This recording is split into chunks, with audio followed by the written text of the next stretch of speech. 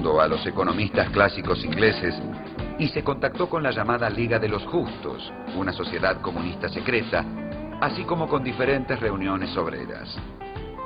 Marx encontró gran afinidad entre sus propias opiniones y las doctrinas de los comunistas, que cuestionaban radicalmente al sistema capitalista y proponían la propiedad común de los medios de producción. En esos años escribió sus manuscritos económico-filosóficos, que permanecerían inéditos por casi 90 años. En ese texto, Marx denunció la naturaleza alienada del trabajo bajo el capitalismo, contrastándola con la idea de una sociedad posible en la que los hombres pudieran desarrollarse libremente en un marco de producción cooperativa. Se relacionó también con los anarquistas y escribió, junto con Engels, un libro que fue publicado en 1845 y que cuestionaba el mundo académico alemán de esa época, La Sagrada Familia.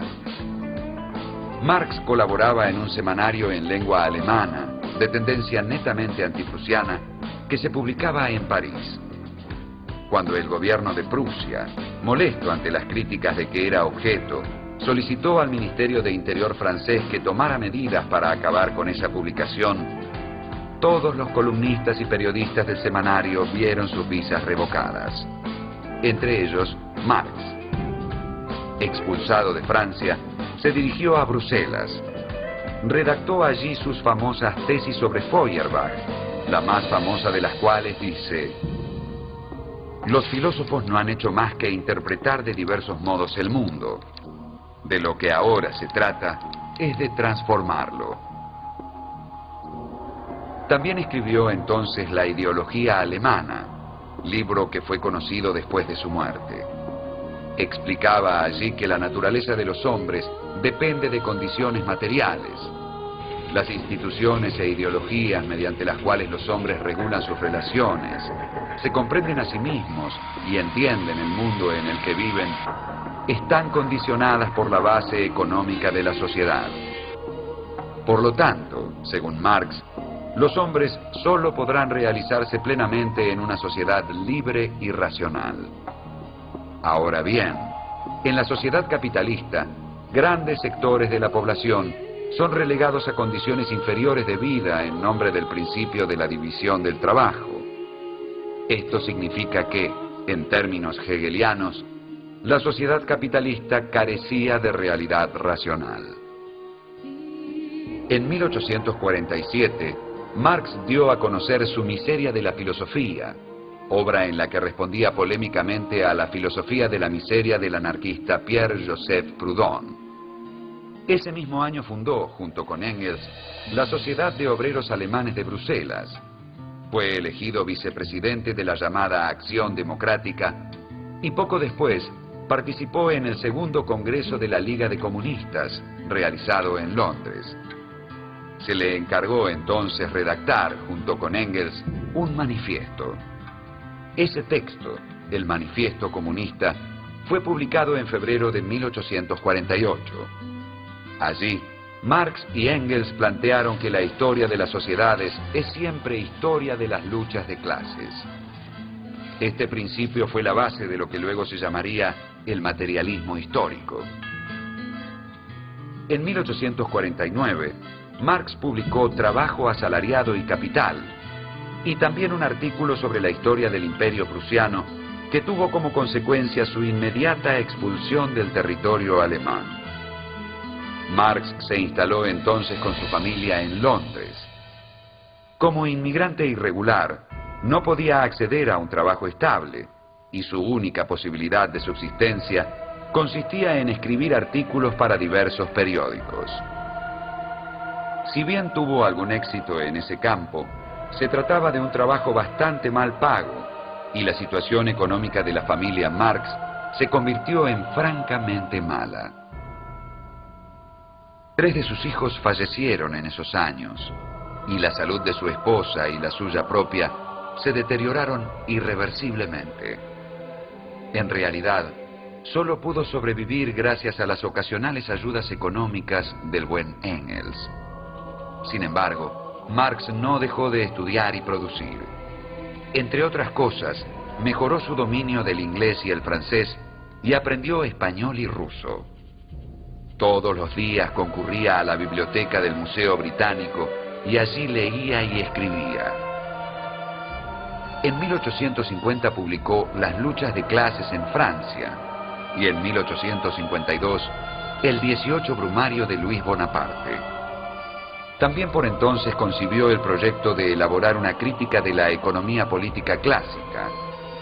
Debido a sus problemas financieros, familiares y de salud, el trabajo fue mucho más lento de lo que en principio él había previsto. En 1859 publicó, como primera parte del trabajo proyectado, su contribución a la crítica de la economía política, obra que tuvo una buena recepción y en la que Marx expone que el estadio histórico que denominamos capitalismo debe ser superado en virtud de su radical irracionalidad. Es claro que dicha irracionalidad debía aún ser probada con claridad. A ello se dedicaría la continuación de este texto, un estudio pormenorizado sobre el capital.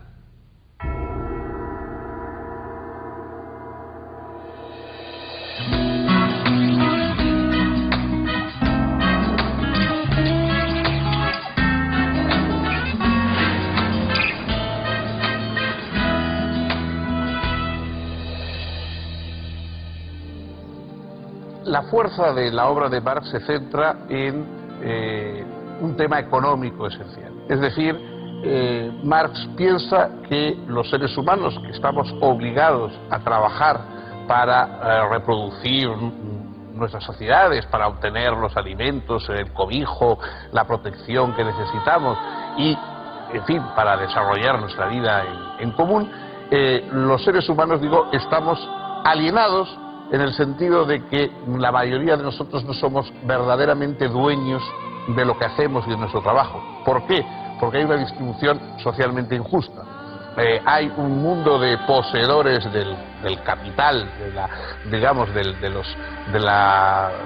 la masa fundamental económica de una sociedad determinada, que facilitan y aportan el dinero para la producción, para la maquinaria, etcétera, en la que van a trabajar el resto de los miembros de la sociedad, y obtienen ese producto, pero además obtienen una parte excedente de lo que produce esos trabajadores, que en vez de ir a los propios trabajadores que lo han producido, va a los dueños de los medios de producción, de ese capital, de esa acumulación económica, que es la sustancia, digamos, la base de una economía burguesa desarrollada. Es decir, que el dueño del capital obtiene naturalmente lo que ha invertido en el trabajo, en pagar y costear el trabajo de los demás, pero también una plusvalía, una cantidad excedente superior que le permite ir acumulando cada vez más, mientras que los trabajadores nunca llegan a ser dueños plenamente de lo que están haciendo, de lo que están construyendo, etcétera, etcétera. Bueno, esto es una teoría infinitamente mucho más compleja, mucho más rica, que escribió en su gran obra El Capital, y que ha dado lugar a un movimiento histórico. Es decir, el comunismo fue un grupo de personas que poco a poco se fue extendiendo a lo largo de Europa y que causó la revolución en Rusia, etcétera, de gente que piensa que ese capital no debería estar en manos privadas, sino que debería de alguna forma ser dueño todos los trabajadores también de ese excedente que están produciendo, y que eso se debería repartir igualitariamente en la sociedad. El Manifiesto Comunista es uno de los textos más célebres y más, digamos, extraordinarios como elemento subversivo, como evangelio, digamos, de una nueva clase, que se han escrito nunca. Y Marx no se limitó simplemente a ser un teórico, sino que a la vez impulsó todo este movimiento de renovación y de transformación, de acuerdo con su idea que no se trata solo de comprender el mundo, sino que hay que cambiarlo.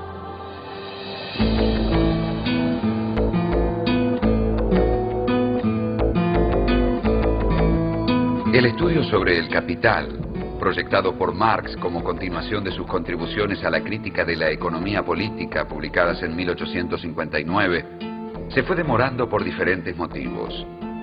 Por un lado, Marx dedicó varios años a redactar un voluminoso estudio sobre las diferentes teorías de la plusvalía, o sea, de la ganancia capitalista.